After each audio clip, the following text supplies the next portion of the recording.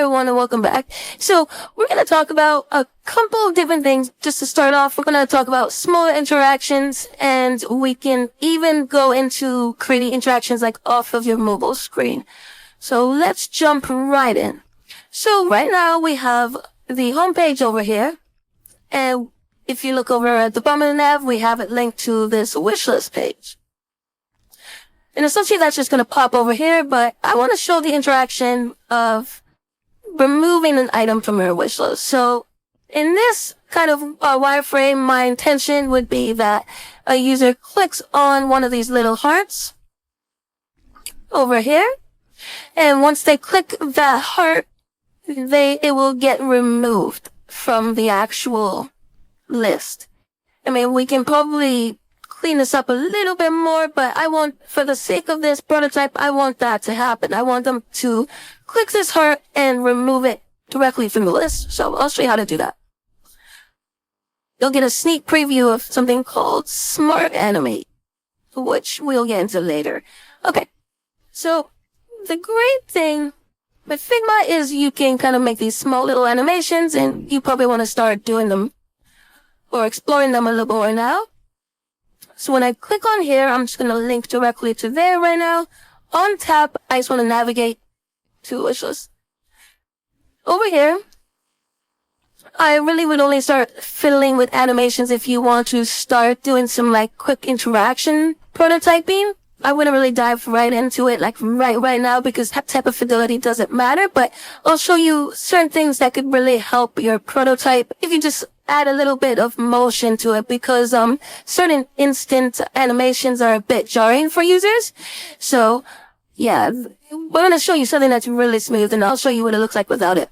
So okay, what we're going to do here is we're going to click on this button. This top layer is going to be removed, and the rest of the content is going to shift up. So we're just going to remove this. This is called group 20. When we do actually start animation, the key is to make sure that your names are the same. So this is named group 20.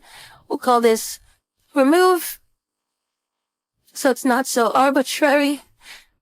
And we'll call this one remove as well. Perfect. So I know that I need to just delete this. You can do whatever you want with it. You can spin it around. You can rotate it. So let's just keep up there so we just have a point of reference. So I'm going to just deselect that. Let's go into our design. Perfect. So we're just going to move that up until, oops. Okay, let's move up. That's good. We're going to get remove, and we're just going to delete it. Perfect.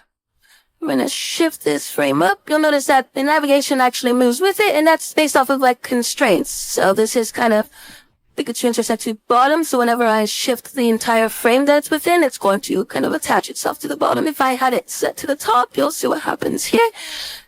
It's just going to stay put. So let's just keep that to the bottom, and let's go right into this animation. Let's just make sure we have everything set up perfectly. So when I do click here, let's make that an instant animation. And let's take a look. So let's go over here. See, even that is jarring in its own way. When you click the wish list, maybe we should have something like just slide in. You know, at this stage, if you have the time, it makes it look a little nicer. It makes it less jarring. So here it is on my wish list. If I click it, it just goes away really quickly. Okay, let's go back.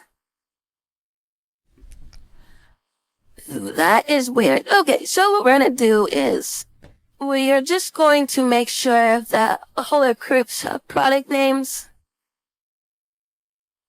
Hey, I'm not sure why that. Okay, and we're actually just going to copy that again, and we're going to make that same animation. So we're going to prototype it on tap, navigate to wish list. Okay, and we're going to make this Smart Animate. And we're just going to leave that for now. because we're definitely going to get into this at a later date, but I just want to give you a little bit of a sneak preview of the different types of things you can do, because, you know, at this stage, you do want to start prototyping some animations a bit. You want to start thinking about how things move on your screen, just because, I mean, like I said, you saw that instant animation. I was just kind of trying. So let's go back to wishlist, and we're just going to do this. And that's a little bit better. So you'll notice that if you just click, it goes away and the items move up. Now, in the actual case of a user interacting with that little element, I would probably have like a warning come up that says, are you sure you want to delete this? Or maybe if we don't have warning that prevents them from doing that right away, or a confirmation, we have maybe like a little toast or a banner that says, you want to undo that? So let's actually prototype that.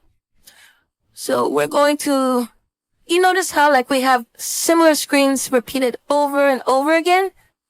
Well, that really kind of is the point. I mean, you're trying to create these little interactions that are actually quite complex. There's so many moving pieces that we don't necessarily take into account. So let's just create that as a point of reference. And what we can do is,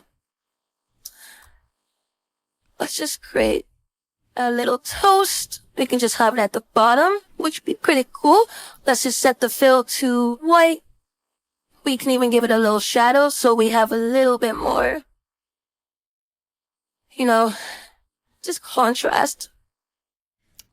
We're going to fix this positioning to the bottom.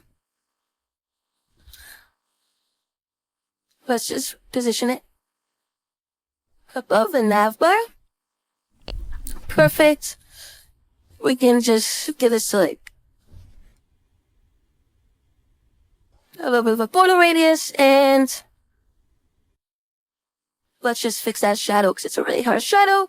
So that's fine. We can give the blur like a 20. We bring down the opacity on that. I think that's totally cool for now. Let's just draw some text in there.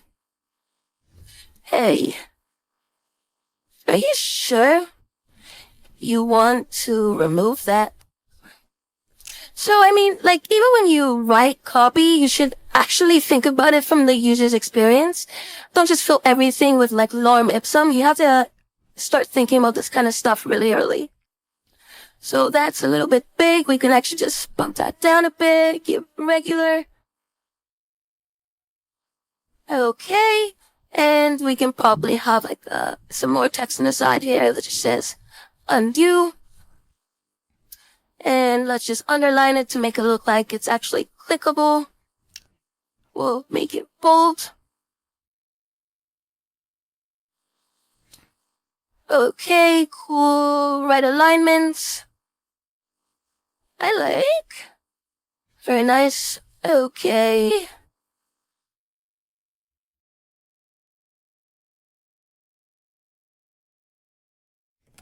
Okay, so it's very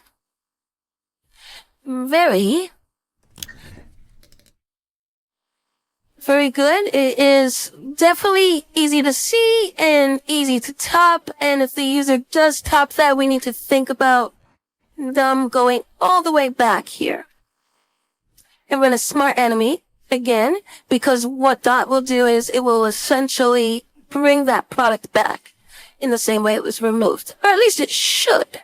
So after delay, what we're just going to do after delay. So after that happens, 800 milliseconds, let's actually go to here and let's see what happens. So actually, let's see how this works out, because there's a couple ways we can do this. So let's start again. We're going to remove this. Oh, nice. Let's take a look.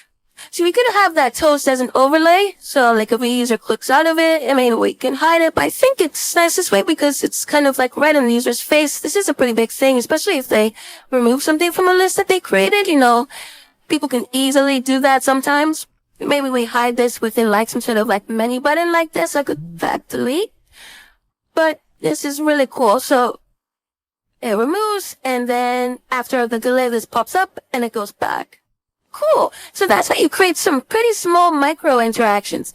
And, not using much of your time to create something like that, but it can easily illustrate like what you're trying to get across. So we have a little toast that pops up and it comes back perfectly. So go there, have some fun. Think about those little interactions. Like, let's go back together and I can show you a couple that I'm already thinking about. So maybe when they click this product, maybe the image expands to this section and go straight to the homepage. Like, you can already start kind of like prototyping that animation if you want. I'm going to teach you how to do something like that when we get back into actually discussing motion and micro interactions. There's a couple of little things like what happens when you click plus and minus. Like, it doesn't necessarily need to be an animation or anything, but I just need to know like a feedback change. So start thinking about these little things like that. Maybe like if you remove everything from your cart, does like the notification go away, or do you even have the notification? So those are all small little micro interactions that you can start thinking about. So that's it for the absolute prototyping basics in Figma. Like, these are the absolute basics that you'll need to know at least to just prototype quickly. And yeah, you can just go up there really fast and put together a quick prototype like we did here in terms of like an interaction. Or if you really wanted to, you can link together the nav to just show people just the entire overview of the application. I wouldn't necessarily do that and like have all these built in. You could, but it would be like a massive file that it would be so easy to kind of like get lost in. So take it easy. Go out there, validate the things that you want to validate, like the small interactions or just like certain user flows, and get that feedback that you definitely need to just iterate on your product.